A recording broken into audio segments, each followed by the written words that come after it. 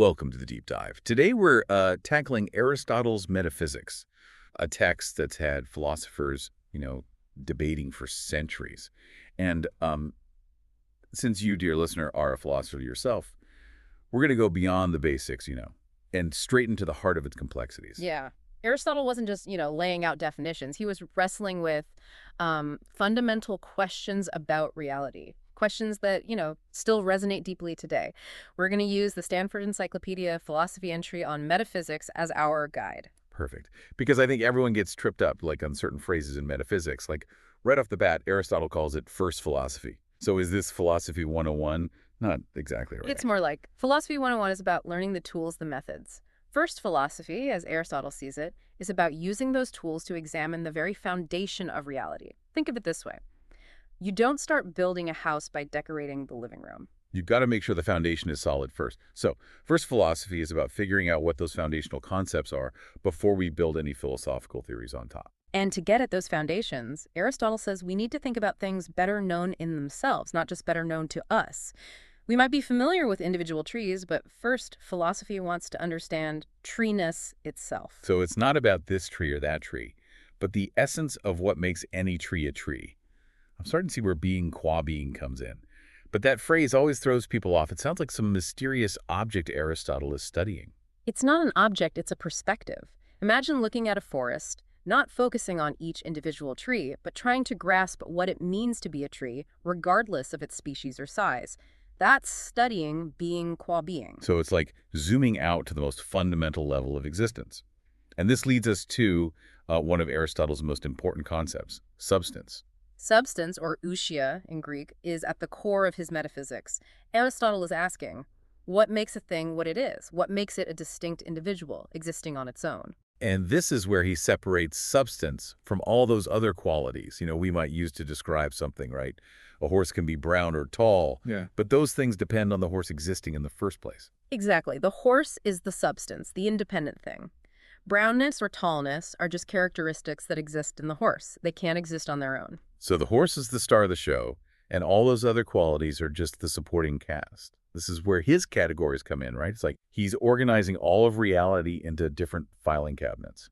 The categories are a way for Aristotle to classify different types of being. Substance is the primary category, and then you have things like quantity, quality, relation, all depending on substance for their existence. So substance is like the root directory on your computer. Everything else, the files, folders, needs that root directory to exist. And within each category, there's a hierarchy, right? Kind of like a family tree. Exactly. Imagine an upside-down tree. The most general concept is at the top, the trunk. Then it branches down to more specific categories, ultimately leading to individual substances as the leaves. So at the top of the substance category, you might have living being. Then it branches down to animal, then mammal, horse, and finally individual horses like Secretariat or Black Beauty. Precisely. And metaphysics takes this exploration of substance even further. Aristotle isn't just asking what substances are, but why they are, what makes them substances in the first place. And here's where it gets really interesting, for a philosopher. Aristotle looks at four possible answers: the subject, the essence, the universal, and the genus. Each one has its own strengths and weaknesses. It's like a philosophical puzzle. Aristotle examines each candidate carefully, pushing their limits to see if they truly capture the essence of substance. Let's start with the subject. It seems simple enough. The subject is what we're talking about. Like when we say the horse is brown, the horse is the subject. But Aristotle isn't just talking about grammatical subjects. He's looking for the ultimate subject, the fundamental thing that underlies all the qualities and characteristics. That brings us back to his ideas of matter and form, which he developed in physics. A substance changes over time, like a horse growing from a foal to a mature adult. And Aristotle explains this change by saying that substances are composed of matter and form. Matter is the underlying stuff, the potential for change, and form gives the matter its specific shape and function. The classic example is a statue. The bronze is the matter, the statue's shape is the form, and together they create the actual statue.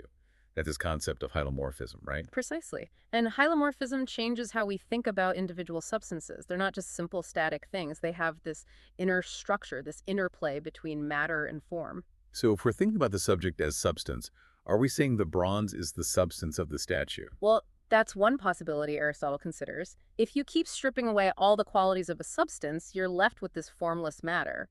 But can that really be substance? Formless matter doesn't seem like a thing in any meaningful sense. It's just pure potential. Exactly. Aristotle says substance has to be separable, and this something, it has to be a definite individual that can exist on its own. Formless matter just doesn't fit that bill. So we need to look beyond matter, which brings us to the next candidate, essence. Essence is closely tied to definition. When we ask, what is a horse? We're seeking its essence. What makes it a horse and not a zebra or a donkey? It's those core qualities that are essential to a thing's being. A tiger's stripes are part of its essence, but being in a zoo isn't.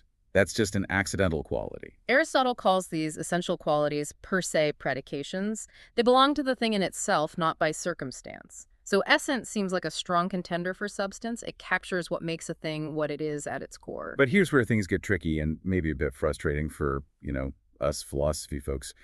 Aristotle seems to be saying that substance is form, form is universal, but universals aren't substances. Is he contradicting himself? That's the million-dollar question. And we'll dive into that debate, along with the remaining candidates for substance in the next part of our deep dive.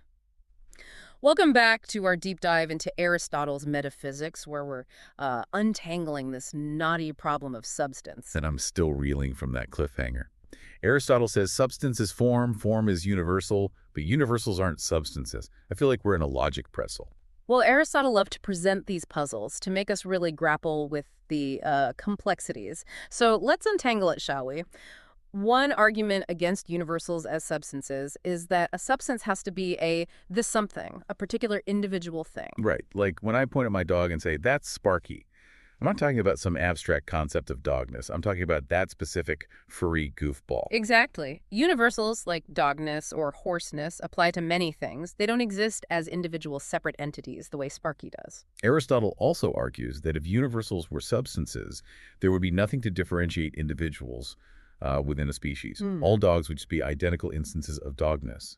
Which wouldn't make sense because we clearly see individual dogs with their own unique personalities, quirks, and yes, even philosophical leanings. But hold on, didn't we just spend a whole section talking about how substance is form and form is universal? Now, I'm really confused. This is where the debate among Aristotle scholars gets fierce.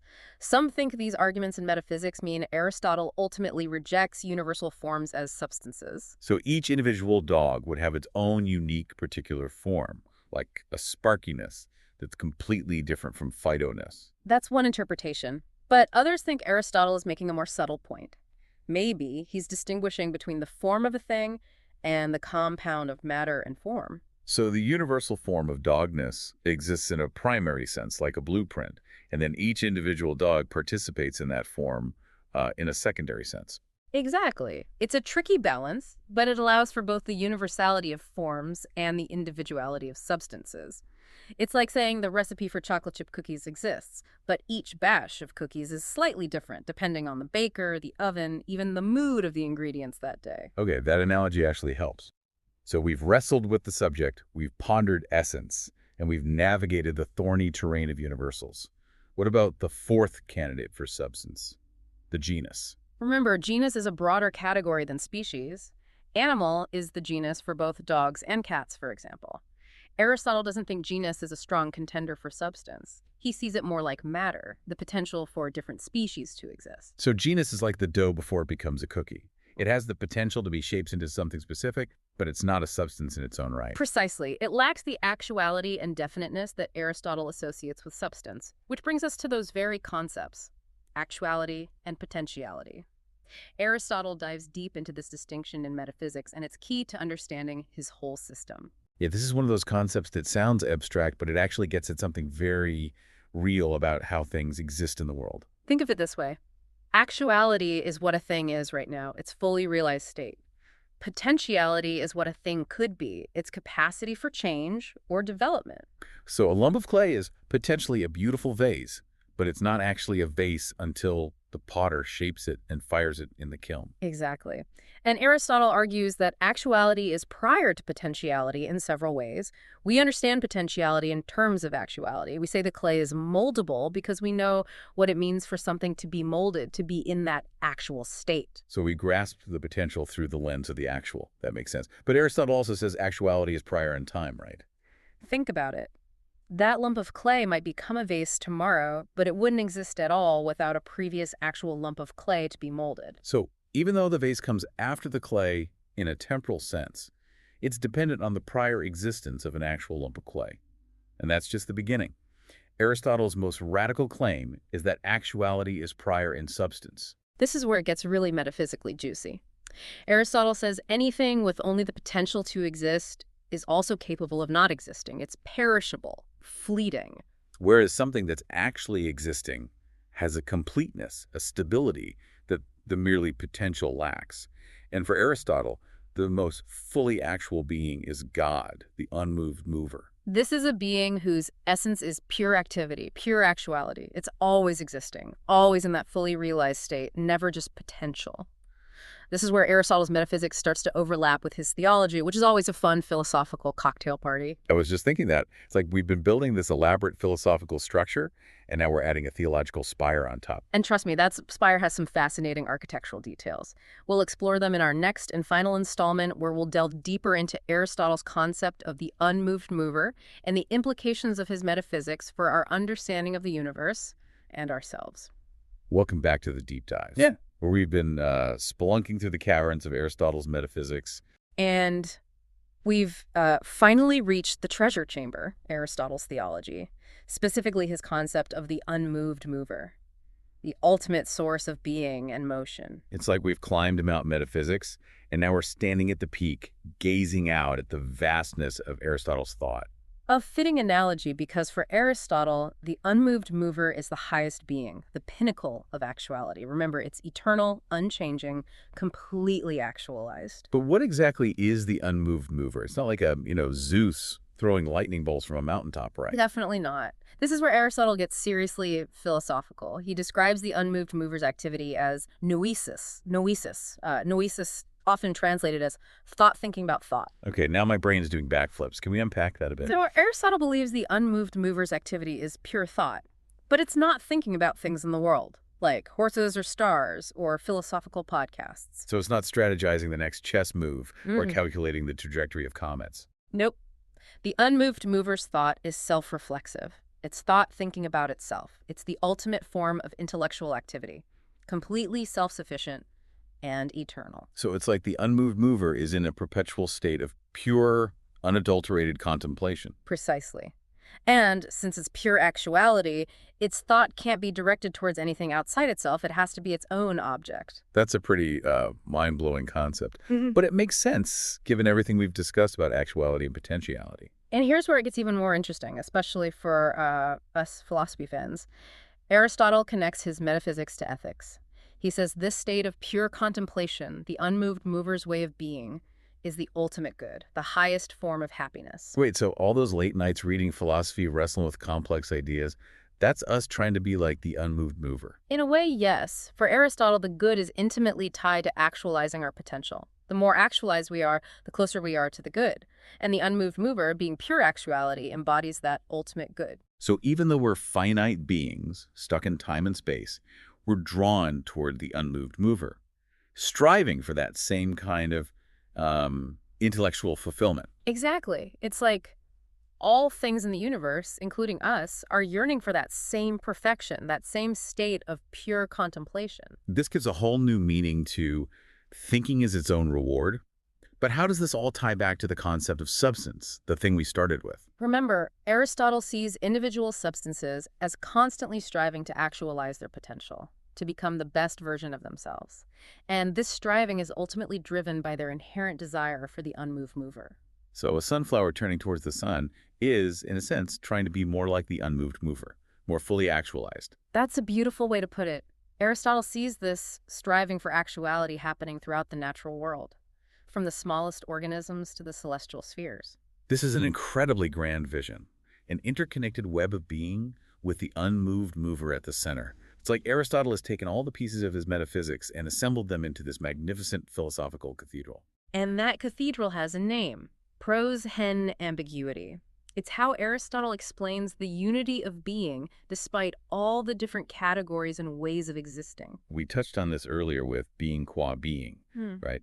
Different things can be said to be in different ways, but they're all related to a central primary sense of being. Exactly. And for Aristotle, that primary sense of being is substance. All other categories like quantity, quality, relation depend on substance for their existence. So a horse is a being in the primary sense as a substance. Its brownness, its height, those are beings only in a secondary sense because they need the horse to exist. Precisely. There's a hierarchy to being, but with substance at the foundation, and this hierarchy reflects the dependence relations within being.